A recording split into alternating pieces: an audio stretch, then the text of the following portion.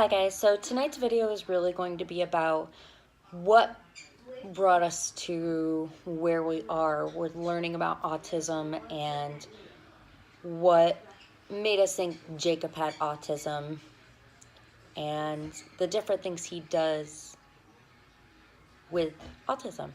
I mean, it really is, every child is different, and for us, these are what pointed us to that direction and really helped us to get him to be properly diagnosed at an early age instead of, I don't want to say too late, but really giving us a head start and a jump start into molding his small little brain into what we needed and what we wanted for him to be able to grow and thrive. So the rest of this video is really going to be about that. I want to thank you guys for joining in on video 2. So if you guys have any questions, drop a comment, like, share, subscribe, and we'll kind of go from there like that. So really just jump in. Today, Jacob is not having a good day. For the most part, he normally does. I'd say 97% of the time he has good days. Today is just not one of those days. Today, he was great waking up. Today I kind of took him out of his routine, and he has been kind of all over the place. Took him out of his routine. We went to a friend's house, and before he had to go to school, we went to the store, and he was great in the store, but coming home in that hour before he had to get on the bus, he just had a meltdown over God knows what. I still don't know what it was about. I couldn't understand him, and he wouldn't show me. Well, right now he's in and out of tantrums, and we have no idea why. So I'm hoping he's not getting sick, but we'll see. So today, really going back on the first video, recognizing the signs of Jacob and going about how we saw signs that weren't normal for us and normal in a child developing. So what really brought us to it is, you know, he wasn't a verbal baby. No goo goo gaga, no really, none of that. Also, as he got older, no eye contact. The walking and crawling, I mean, that's really just all kids do it at their own age, to be completely honest, so not something we were really too worried about. So what we did was just, you know, encourage. So he also had really bad, as he was getting into foods, food aversion. He wanted nothing to do with baby food. Anything that had the chunks in it, he didn't want anything to do with it. Even when it was like, I'm trying to think. He was okay with the fruits and vegetables, but did not like some of the dinners. So, all right, I'm back. So going back into the food, he did not like stuff with chunks in it. So we really had to watch what we were feeding him. Also, he liked to line his cars up. So cars, toys, anything were definitely lined up. You messed it up, boy, he was losing his damn mind. He not so much lines stuff up anymore, but he definitely builds, and if you screw it up, you better know how to rebuild it, because he is going to just lose that. So another thing that we found was Jacob liked to rock a lot. whether it was, and you can see the shadow of Haley, in his bouncer, anything that he could move, he was. So bouncer, swing. Once he was able to get into a chair, or you were in a chair with him, he had to be rocking. That has subsided for the most part, but when he gets anxious or things like that, he gets into his chair and he rocks. So we definitely had to make sure we had a chair that rocked and have one at all times. So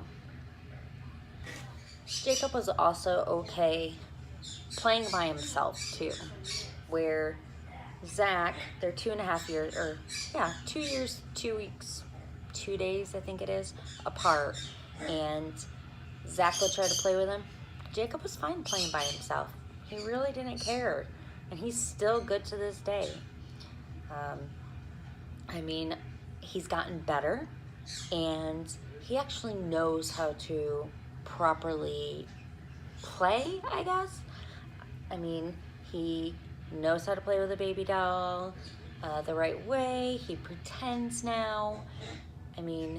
With everything that he's done in school, and I can't thank the schools enough, his therapist, everything, because he's come leaps and bounds. He really, truly has. From not looking you in the eye to he looks you in the eye now, and he tries to verbalize what he wants. Now, still, there are a lot of things that we don't understand still, and we try our hardest to try to figure it out. Today, he had to say it several times, and I kept asking him, but he was saying treasure chest, and he was showing me, but I couldn't understand what he was saying. So when he finally said it, I understood what he was saying, and I said treasure chest, he said yes, and then went about his business. So when he doesn't say what he wants to say, or if you can't understand it, it really causes for him frustration. So with me, I think I have a little bit harder of a time dealing with him at times, where he's John's mini-me. There's no ifs, ands, or buts about that. And Zach is totally my mini-me. I'm able to deal with Zach a little bit more. Also, Zach does have ADHD, so on a level of he's my mini-me, he's my twin. I know how to interact with him and get him to calm down.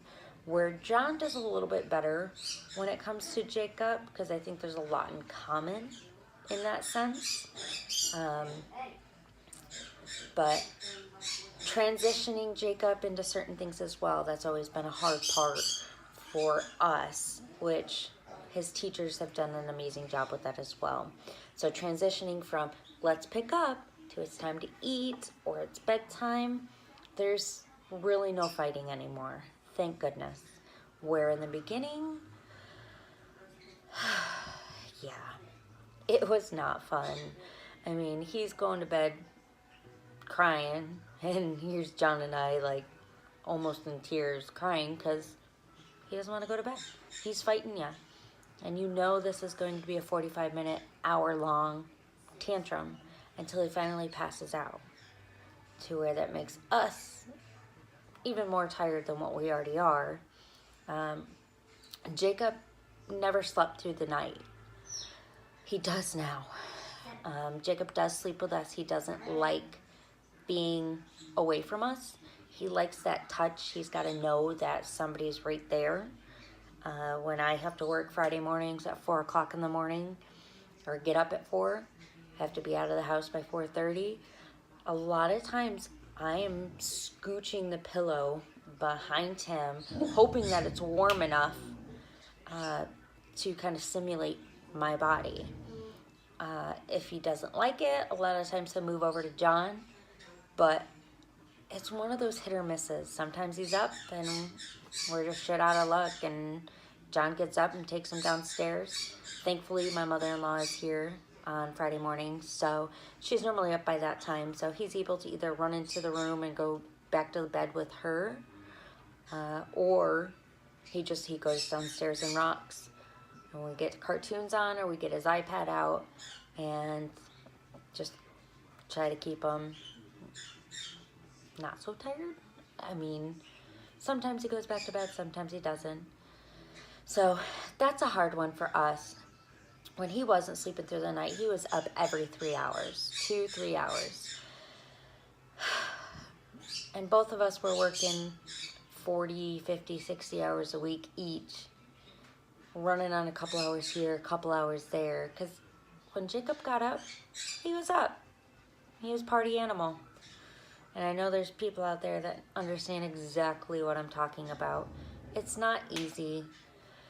And trying to be a mom to other kids and still be that wife and be a boss or a worker or whatever you do, it's hard, and you get frustrated.